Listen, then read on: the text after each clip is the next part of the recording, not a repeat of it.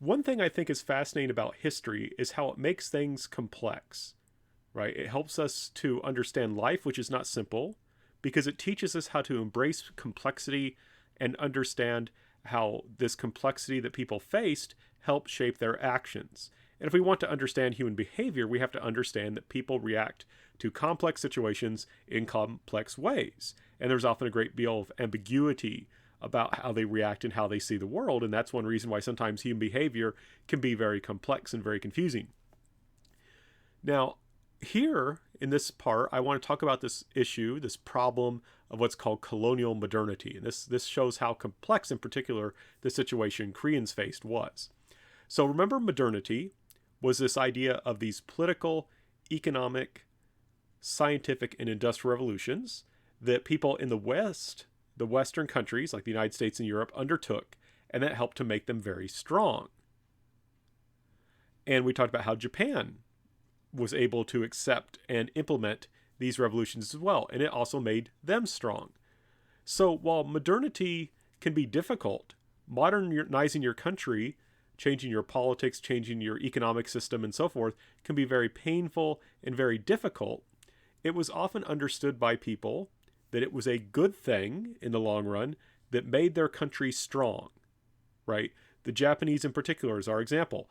They want, and I'm talking specifically about the leaders of the Meiji Restoration, they want to modernize their country to make it strong so it can keep its independence. And that's why many embraced modernity, because they understood it as a path to national power and prestige and wealth and so forth.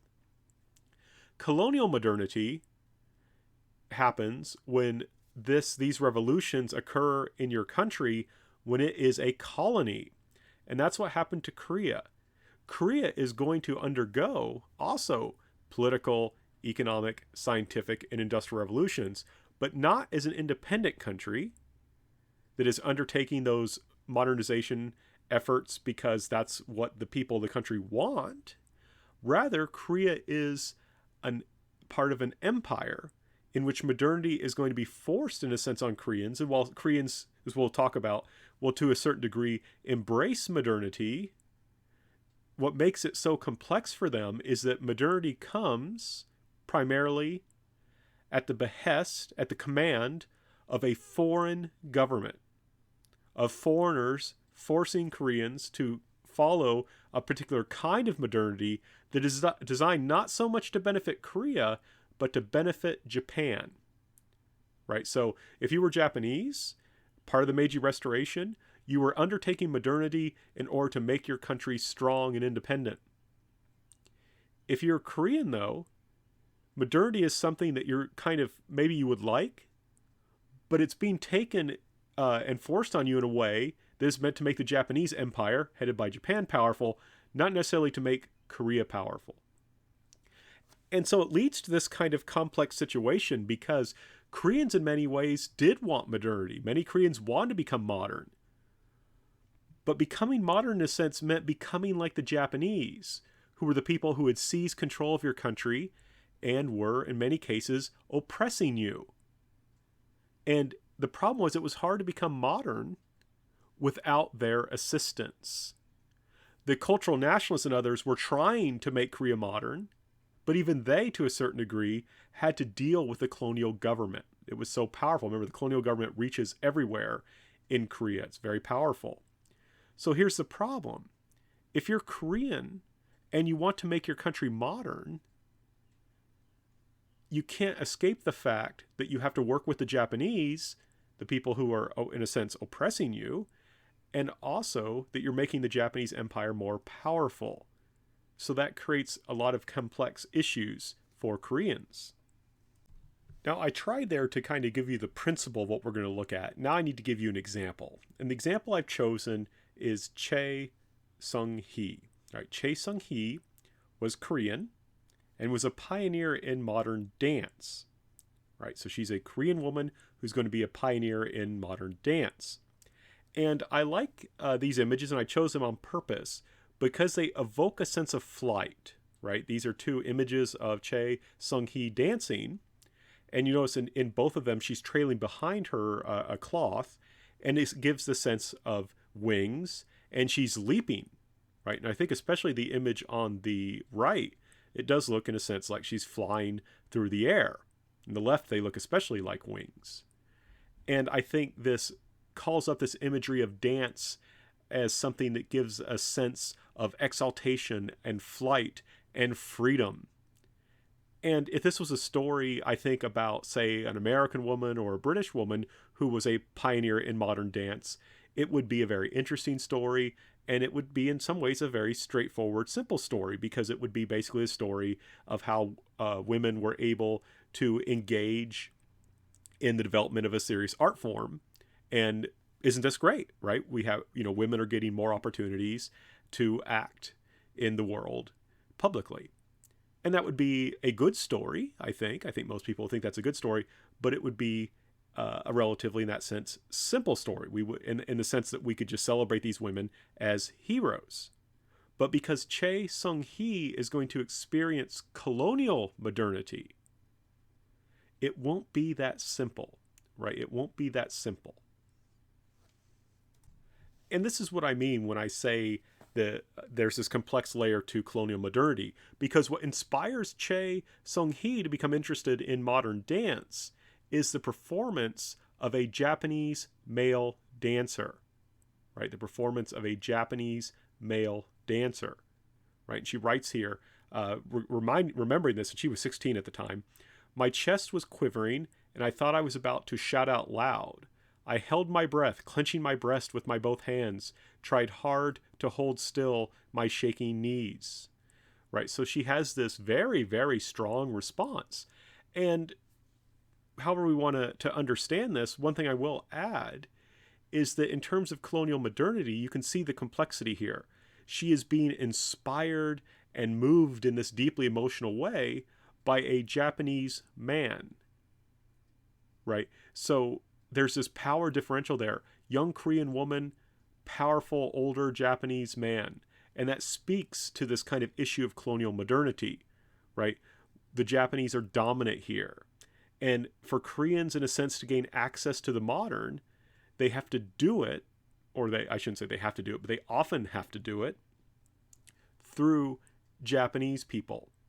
And they can form positive relationships with Japanese people, but there's always in the background the fact that one is the powerful person and the other can never really be their equal.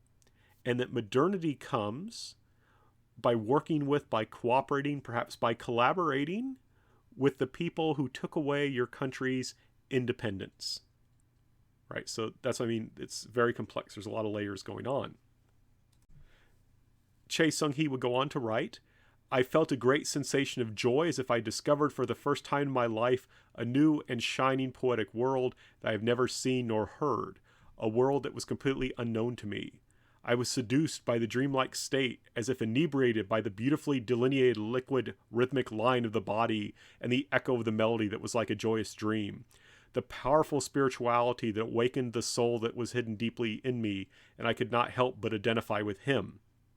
Right? So you had this young 16-year-old Japanese girl identifying powerfully in what seems like an erotic way with this Japanese male dancer.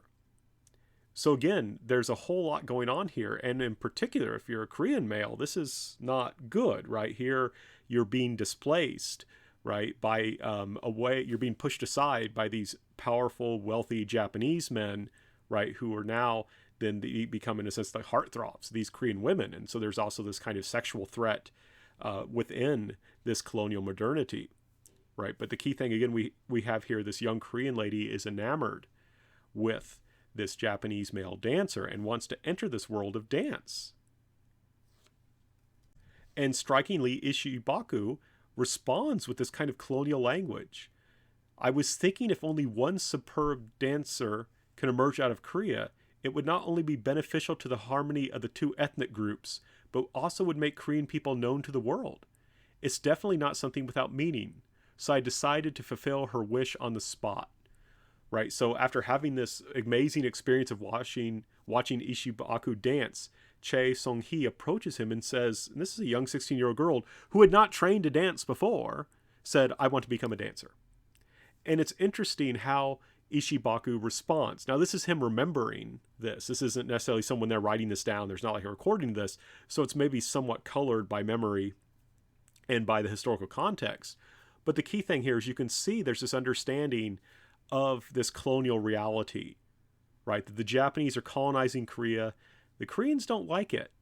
And there's this sense that, hey, if I can work with this Korean woman and help make Korea known and respected in the world, that will create harmony between us that will help us to get along in the same empire. Right? So there's this, again, there's this close connection to modernity, right? And it's coming through the colony, right? This Korean woman is getting a connection to the modern, in this case, this modern art form of dance, through a Japanese person who's able to make it possible for her to learn modern dance and have it exposed worldwide. And she is going to go worldwide, right? So again, we can see this complexity and how this mirrors and colors everything. And what's really striking, I think, is how much she agrees with Ishii Baku and what she's trying to do. And here's a statement of her discussing her dance. Even though the Western modern dance and the Korean dance I perform come from completely distinct traditions and possess their own unique characteristics, for me they form the two sides of my dance. I want to shorten the distance between the two sides as much as possible, to unify forcefully these two different dances. My Korean dance is created on the foundation of modern dance. It is on this foundation that I want to make Korean dance even more rich and more complex, and if possible, to raise it to the international standard. So this is, again, what I mean is very complex about colonial modernity. On one side, right, Choe Seung-hee is working with the Japanese Empire, the country that robbed her country of its independence, that's treating its people like second-class subjects in their own country. She's working with them because they give her the opportunity to fulfill her dreams of becoming a modern dancer. But she doesn't just say, well, I'm going to be Japanese. She doesn't.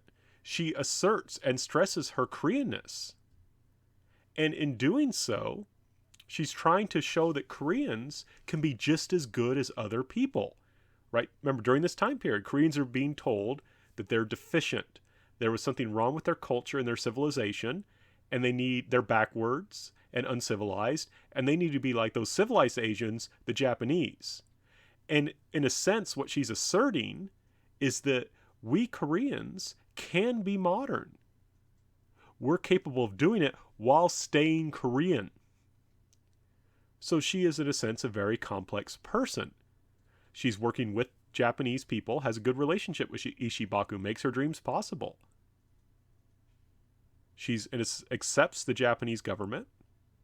She's, in a sense, using the Japanese empire to fulfill her dreams, but at the same time, she asserts her Koreanness and asserts that Koreans can be modern.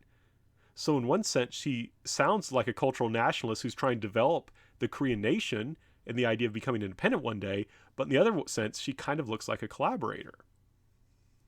And so this is what I mean about how colonial modernity can make these stories so complex, right? If we want to be harsh on Choe Seung-hee, we can say that this woman was a selfish collaborator who betrayed her country to advance her own interests. On the other side, we could say she was a cultural nationalist who sought to develop the Korean nation. And we could do both. She was a feminist pioneer. She's breaking into an area of modern dance, showing that women can do this too, that they can be serious artists just like men. And that's what makes this story so complex, because in a sense, it could be all three. And to kind of return to what I was talking about earlier, again, when you have an American woman who would, say, become a pioneer in modern dance, it's somewhat simple, right? She's not being asked to make a decision between her country and her profession, right? She's not being asked to give up her dreams, because to pursue her dreams necessitates working with a foreign government that's dominating the United States. That doesn't happen because the United States was independent. So people feminist pioneers, women who are showing that women can carry out activities to do jobs, careers that men traditionally did. That story's pretty simple in the United States, right? Women did it. They maybe faced some obstacles, but they did it. That's great. But in Korea, it's so much more complex because we can't simply just say, that's great. Because in order for women like Choe Seung-hee to achieve these dreams, they had to work to a certain degree with the Japanese Empire. And they were in this difficult situation where they worked with the empire while also asserting their Koreanness. So it's very difficult for us to look back and say what was going on with these people. And I find it very frustrating because sometimes people want to look back and just judge them very harshly by our standards. But we know how the story ends. We know that Korea became independent. But for people like Choe Seung-hee who don't know what's going to happen, they have to do the best they can to make choices within a difficult circumstance, right? And it becomes tricky, right? Just think how hard it is to follow your dreams, to do what it is you want to do. Now imagine if following your dreams meant having some people say that you were a traitor to your country, right? That's a difficult situation she and other Koreans were in, caused by this issue of colonial modernity. And because, again, I'm a historian, I like to make things complex. I also want us to remember that human beings are human. There is a picture of Choe Seung-hee on the left and on the right with her child and husband.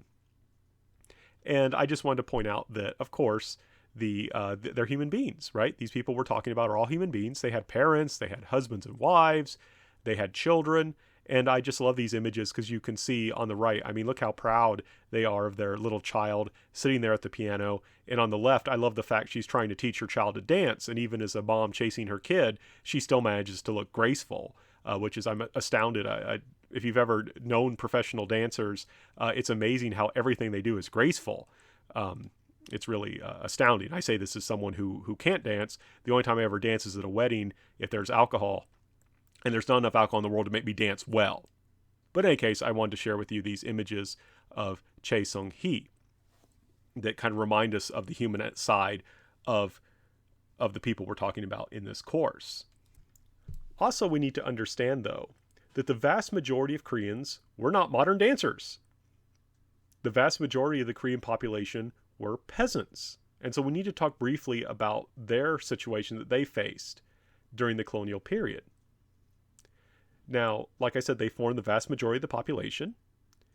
And even before the colonial period, they were not doing well. That's why you had things like the Tonghak Rebellion. Most do not have sufficient land, right? There's the Yongbon tend to dominate land holding. Most Korean peasants do not have enough land to support their families, which means they have to rent land from landlords who often charge very high rents. And what happens also is that during the colonial period, it's very complex how this works legally, but basically the Japanese government will seize a lot of land worked by Korean peasants traditionally.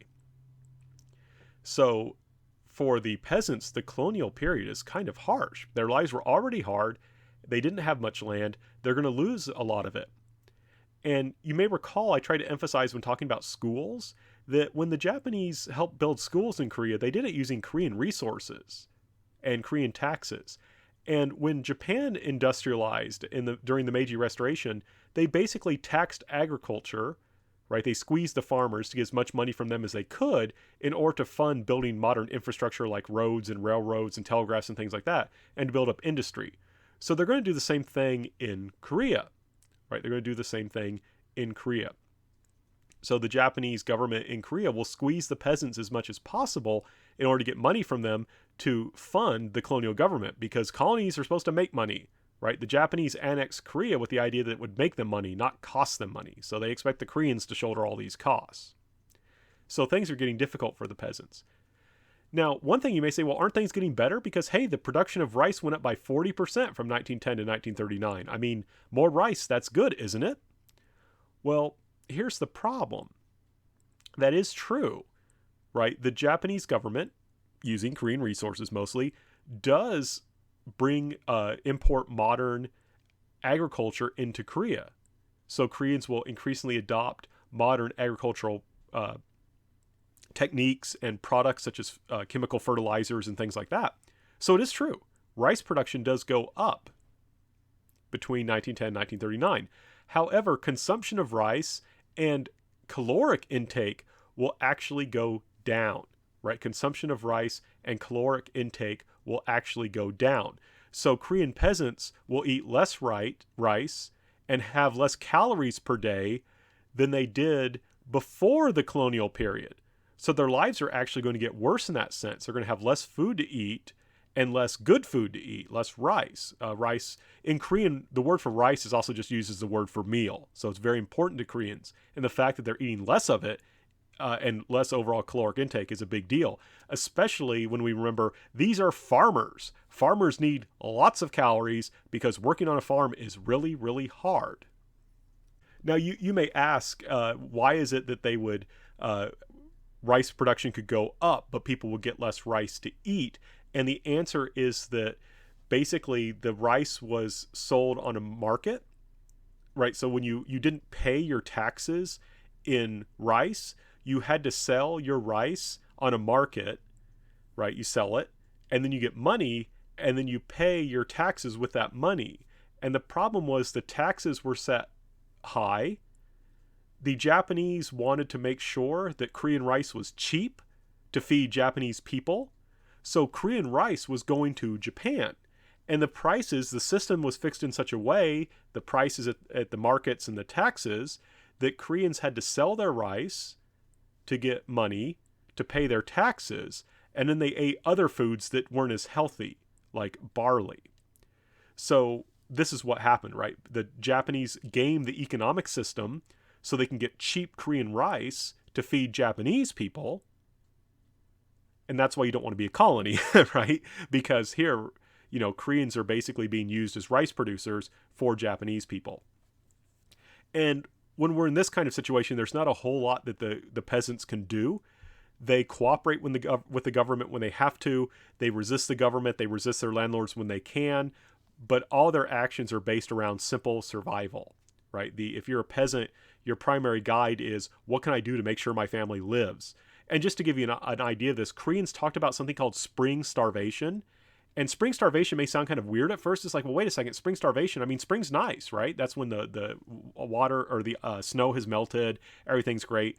No, it's not. Because spring is when you have the least amount of food, because it's the longest period since autumn, right? You harvested in autumn, you ate that food that you had over the winter. These aren't rich people. They don't have that much food after they sell their rice to pay their taxes and to pay their landlords their rent. So in spring, that's when your lowest food supply, and you haven't had a chance to grow more food because you can't grow food during the winter. So Koreans talked about spring starvation. That was a time when they often didn't have much food to eat. So imagine doing backbreaking agricultural work while not getting enough food to eat. And to give you a sense of how desperate people were, this was a time, spring starvation, that's when you went around to trees to strip the bark so you could eat the bark off the trees. Those are some hungry people. So that's what I mean. Peasants are basically driven by a desire to survive. They're not thinking so much about national liberation or any of these issues like being a modern dancer or anything like that. They're thinking, how can I survive, right? If cooperating with the government will help me survive, I'll do that. If resisting the government will help me to survive, I'll do that. Another important area, though, are workers. Japanese companies will invest in Korean industry. That is one area where you have money flowing out of Japan, but that's in order to make a profit, right? It's not giving the money to Koreans. It's being invested in Korea to make a profit. And there's also Korean business people, but there is a growth in industry. And that means more workers, right? Industry grows, you have more people working. In particular, in northern Korea, there's a lot of mountains and rivers, which are perfect for hydroelectric power. So there's a lot of factories that are going to be built in northern Korea because there's access to cheap electricity from these rivers, hydroelectric power. There is also a lot of cheap labor because farming is so terrible. There's a lot of people who are willing to leave the agricultural sector to become workers because it promises to give them more money, a better life than being a farmer, but still cheaper than labor in Japan. So there's relatively cheap labor. So what also is going to happen is you're going to have more and more Koreans coming to cities. You're going to have greater urbanization. Now, this also leads to a transformation. In the early period of industrialization in Korea, the major focus is on light industry, and that's what you see there on the right, and that's the making of textiles. And light industry during this time period was typically women. Women would engage in this, and it was often temporary. Women, for example, would engage in this in order to make money so they could get married, right? Starting a household is expensive. Women would want a dowry. They'd want to bring some property into the marriage. And one way to do that was to go be a factory worker for a few years.